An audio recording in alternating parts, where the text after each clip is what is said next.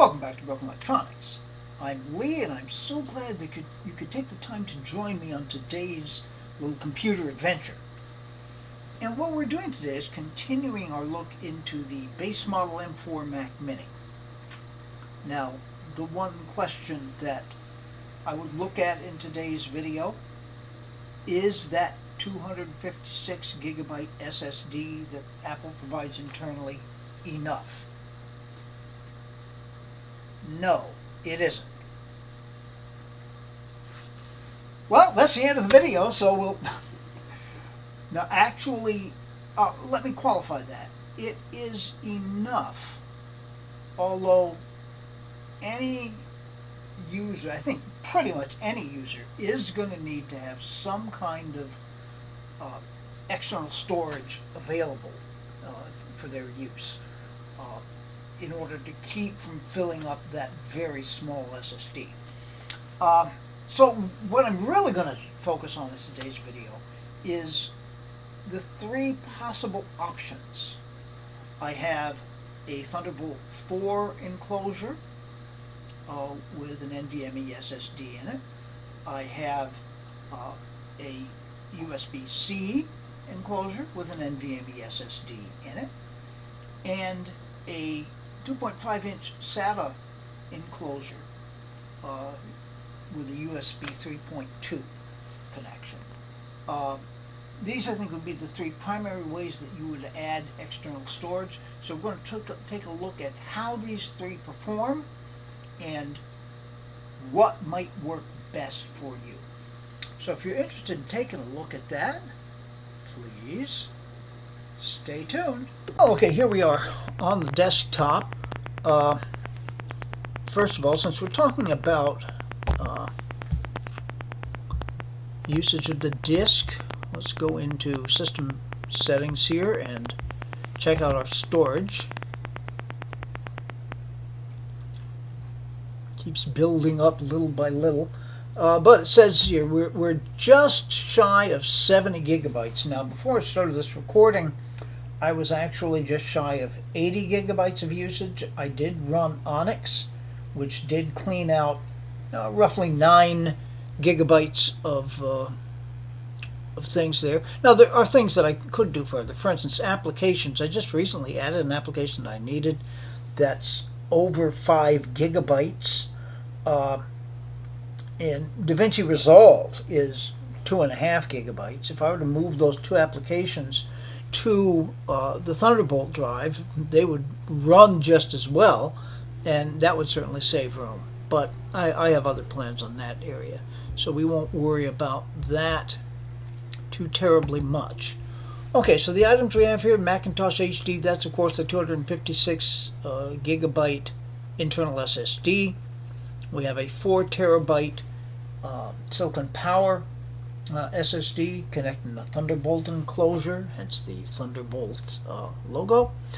The 11 4 terabyte NVMe is connected actually in the RayQ hub that I spoke about last week, which, by the way, has some issues. I may throw out a supplemental video about that, and we can talk about that then. But the 4 terabyte NVMe works just fine. Then there is an Oracle 2.5-inch SATA SSD that's in a USB 3.2 enclosure. So I have got 12 terabytes. Now, I freely admit, for most people, this is really overkill. I can make use of all of these. It is actually more storage than I really need at this point on this machine. But I did want to go over the different options that you can have. So I'm going to prepare a couple of things. We're going to run Blackmagic disk speed test on the available drives, and I have a real world test that I'm going to run. So let me prepare for that. I think I'm going to do those on a camera capture of the screen, just on the chance that perhaps the screen recording software might cause us a problem. So to see those tests and their results, please stay tuned. All right, we're going to start out with Blackmagic disk speed test. And to get a baseline, let's start out just testing the internal SSD. A little over 2,000 on the write, closing in on 3,000 on the read.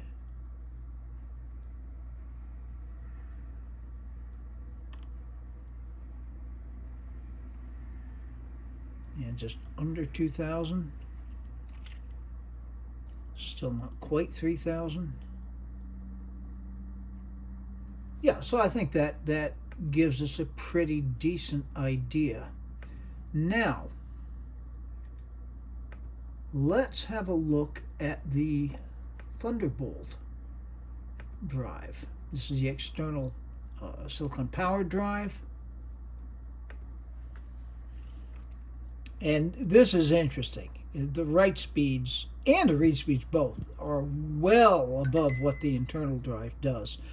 I will point out the 512 gigabyte internal drive on the M4 Pro is noticeably faster. It's roughly the same as what this Thunderbolt 5 drive is doing. Maybe not quite. It's but yeah, this is astonishing.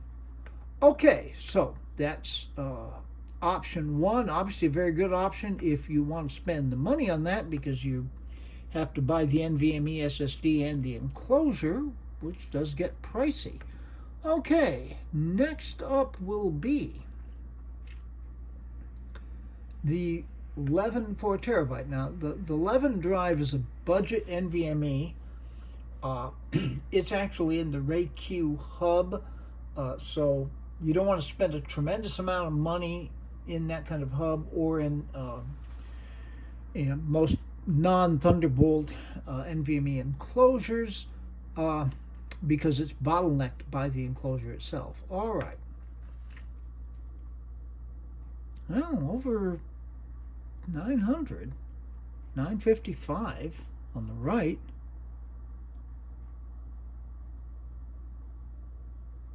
873 in the read. Let's do one more run here.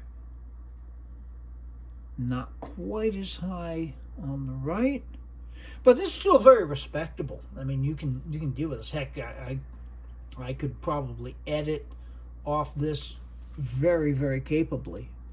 So yeah, we're up again here. We're now 960 plus. So very close to 1,000 megabytes per second. And read is slower. Okay. And then our last option. Orico has started making a 2.5 inch SSD. I have it in a USB 3.2 enclosure. Let's see. All right. Dipping under 370.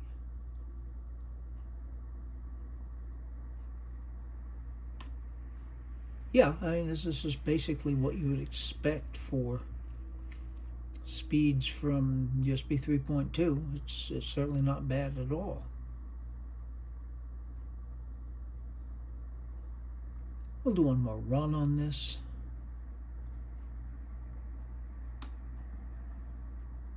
Still hanging at 370.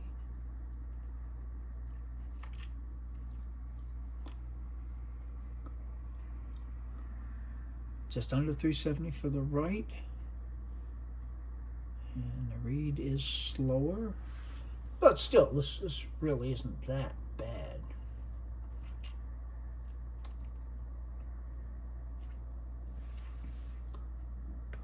All right, now we'll think for a second. Why does the Blackmagic Design disk speed test exist? You see YouTubers such as myself using it all the time to test disk speeds, and it does that pretty well. But what it's really intended for is to let photographers and videographers know how well that particular disk will deal with various formats of video files. And you can see the results in here. This is pretty good. Okay, so I think it is important before we go on and start drawing any inclusions that we deal with a real life actual test. So I'm going to do that. It will take me a moment to get set up to do that, so please stay tuned.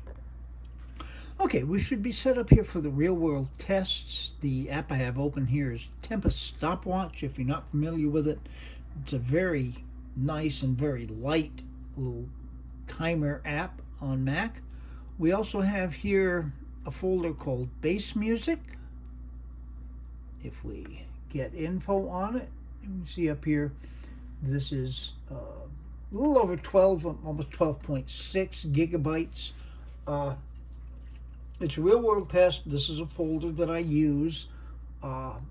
As you may know, I'm an orchestral double bassist, and these are parts that I've saved over the last 2 years of playing in various orchestras. All of the parts that I've played for those years are saved in this folder, so I can refer to them if, for example, in an upcoming concert I'm going to play Tchaikovsky's Fifth Symphony.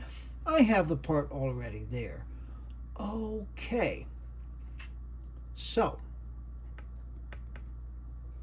let's pull up the Thunderbolt drive,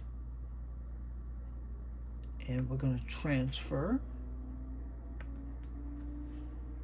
bass music. About 5 seconds. 12.5 gigabytes. You know, I was late on that. It wasn't even 6 2/3 seconds. Okay.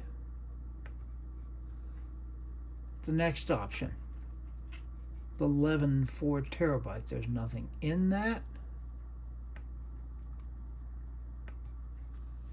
This, of course, will take longer, less than a minute, though.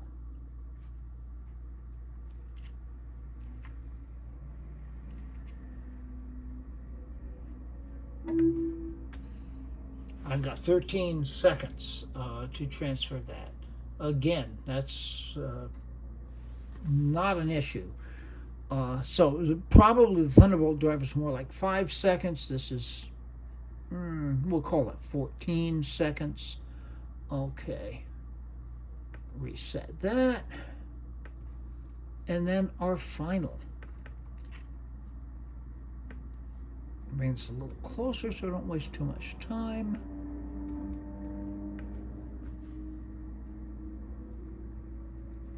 And it says less than a minute. Sorry, I accidentally hit my trackpad there, so this is going to be a little bit less.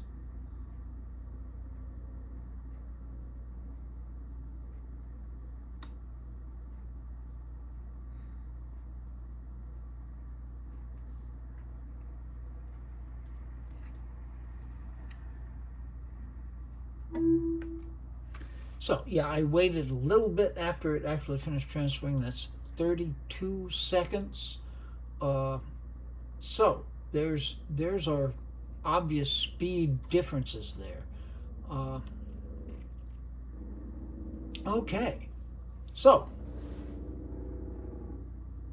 I'm going to go over these a little bit, and then we will come back with our actual findings and what all of this means. So please stay tuned. All right, so what does this all mean? For my purposes, since not only am I a performing musician, but I have a YouTube channel, I am very often moving multi-gigabyte video files and folders of video clips from one place to another. That speed of the Thunderbolt enclosure is very valuable to me. But what about people who are not? There are a lot of people out there who probably just, the speed is nice. If you've got the money to throw at it, go right ahead. But, you don't necessarily need it. The speed of that NVMe USB-C enclosure is very good, and you can accomplish a lot just from that. In fact, I could probably live with that if I needed to. And for a lot of people, that 3.2 SATA enclosure, that's the budget option. The enclosure itself was like, what, $6? The drive, I got a 4 terabyte drive. Most people probably wouldn't need 4 terabytes. I spent $180 on that. You could probably do with much less and make it work. Now, the transfer speed of my 12 2/3 gigabyte folder was slowish, but not impossibly slow. It transferred over. Now, once it's there, am I going to move that back out? No, not really. What I'll do is to find those couple of files that I might need within that folder, move those out. Those will go like nothing, be very, very quick.